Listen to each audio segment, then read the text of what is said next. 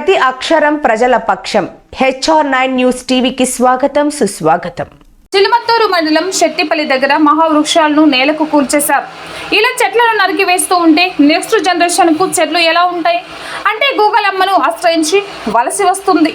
ఈ వృక్షాలను నరకాలంటే ఫారెస్ట్ అధికారుల అండదండలతోనే నడుస్తాయని పర్యావరణవేత్తలు వాపోతున్నారు. కానీ మహావృక్షాలు పెరిగి పెద్దవి కావాలంటే సుమారు 60 ఏళ్లు పడతాయి. కానీ ఒక క్షణంలో నరికివేస్తున్నారు.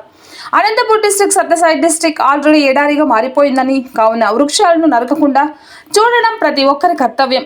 ఫారెస్ట్ అధికారులు వీరిపై తగు చర్యలు తీసుకొని వలయి ఉన్నారని పర్యావరణవేత్త భాస్కర్ రెడ్డి తెలిపారు. అందరికీ నమస్తే. నా పేరు భాస్కర్ రెడ్డి. నేను ఒక పర్యావరణవేత్తని. ఇప్పుడు చూస్తుంటే ఇక్కడ గ్రీన్ హైవే వెళ్తుంది పక్కన. మనం చిలుమత్తూరు మండలంలో ఉన్నాము. దీనికంతా కింగ్ అక్బర్ గారు, మడక్సిరా ఏరియా కింగ్ మన కులాయప్ప గారు ఇలా డివైడ్ చేసుకొని మోనోపల్లి చేసుకుంటూ పర్యావరణాన్ని నాశనం చేస్తున్నారు. పై ఆఫీసర్లని తప్పుదోవ పట్టించి తప్పించే దాంట్లో వీళ్ళు నంబర్ 1 వీళ్ళు. ఎందుకంటే గవర్నమెంట్ ల్యాండ్లో ఉండేవన్నీ ప్రైవేట్ వ్యక్తులకి పర్మిషన్స్ ఇవ్వడము, వాళ్ళు రాయడము, వీళ్ళు రాసిస్తే కదా ఆఫీసర్లకి ఏసీ రూమ్లో కూర్చుంటారు వాళ్ళు మహానుభావులే.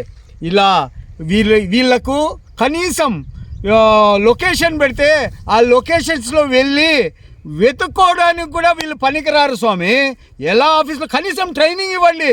వాళ్ళు చేయకూడదు అని కాదు, లొకేషన్ పెడితే ఎక్కడుంది మాకు వచ్చి చూపి అంటే మాకేం శాలరీలు ఇస్తాన్నారా స్వామి? ఏం మీరు చెప్పడము కరెక్ట్గా ఇది కరెక్ట్ కాదు. చెట్లు నరకడం కరెక్ట్ కాదు. డిఎఫ్ఓ గారు ఈరోజు పంపించానండి, లాయర్ నోటీస్ పంపించాను. రండి కలుద్దాం, హైకోర్టులో కలుద్దాం. మీకు ఇట్లయితే సరిపోదు, మీకు ప్రాధేయ పడి పడి పడి సాలైపోయింది స్వామి. హైకోర్టులో కలుసుకుందాం. ఏంది స్వామి ఇవి? ఈ చెట్ల యొక్క వాల్యూ ఏంటి? ఎన్ని ఏండ్లు, 60-70 ఏండ్లు అవసరమే ఒక చెట్టు ఇంత పెరగడానికి. ఒక్క మాట మీకు చెప్పదలుచుకున్నాను. శివుని ఆజ్ఞ లేనిది చీమైనా కుట్టదంట. అలా ఈ ఏరియాలో అక్బరు కులాయప్ప ఆజ్ఞ లేని ఒక్క చెట్టు కూడా పడిపోదు. నేను చెప్పాను, ఆయనది భస్మాసు రాస్తామని ఇంతకుముందు చెప్పాను. ఆ రోజు 11 చెట్లు కొట్టారు. మళ్ళీ కేల్కత్తం దుకాన్ బంద్, ఇంకొక 30 కొట్టారు. ఏందండి మీరు ఫైన్ వేయడము?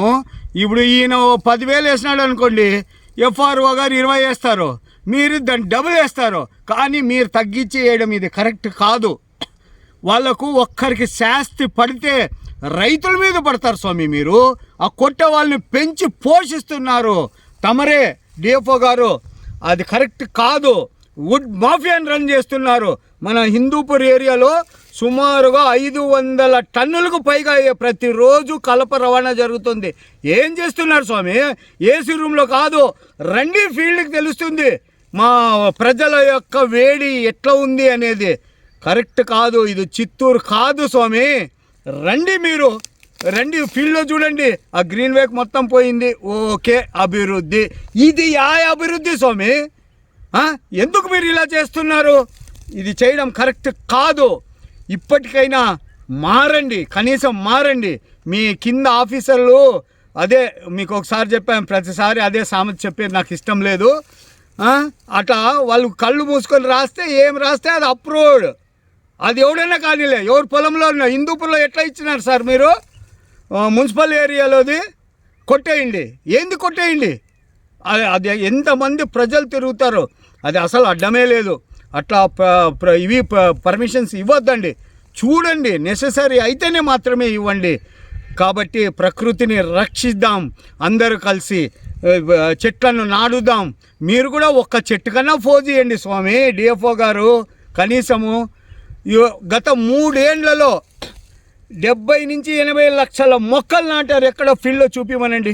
డోమా వాళ్ళు నాటారు, మీరు నాటారు. ఏదన్నా అడవిలో ఉంటే అంతో ఇంతో కాలిపోయి అట్లా మొక్కలు ఉన్నాయి, పెరిగింది మొక్కలు చూపించండి స్వామి. మీరు ఇది కరెక్ట్ కాదు. ఇప్పటి నుంచైనా మీరు పర్మిషన్స్ ఇవ్వడం మానుకోండి.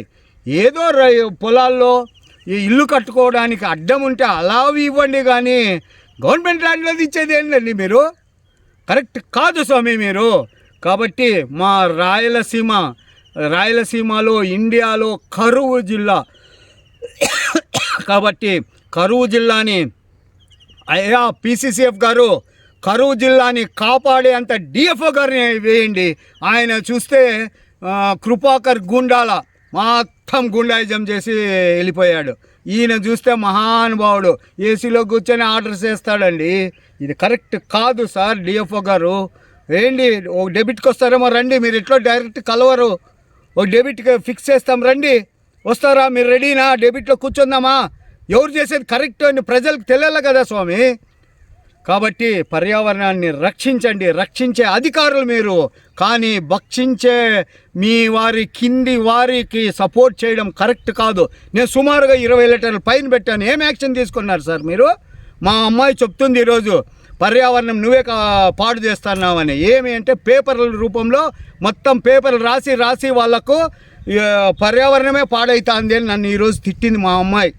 కాబట్టి నిజమే అనిపిస్తుంది ఒక్కొక్కసారి. సుమారుగా ఈ పాటికి 1,00,000 పేపర్లు కాపీస్ చేసింటాను నేను. నిజమే, అది కరెక్టే అనిపిస్తుంది. ఓకే, పర్యావరణాన్ని కాపాడదాం ప్రతి ఒక్కరూ. ఇప్పుడు సమ్మర్లో కనీసం బర్డ్స్ ఉన్నాయి, ఆ బర్డ్స్కి నీళ్లు పెట్టండి. పాములు మా ఇంటి దగ్గర 2:30కి రండి, ఖచ్చితంగా మా ఇంటి దగ్గరకు వచ్చి పాము నీళ్ళు తాగిపోతుంది సార్. కాబట్టి ప్రతి ఒక్కరూ బర్డ్స్కి ఏమి, అనిమల్స్కి ఏమి, కోతులైతే ఏమి, దానికి అన్నిటికీ కొంచెం ఫుడ్ పెట్టండి, కనీసం నీళ్ళు ఇచ్చి బతికించండి. ప్రతి ఒక్కరూ పర్యావరణాన్ని రక్షిద్దాం. జై హింద్.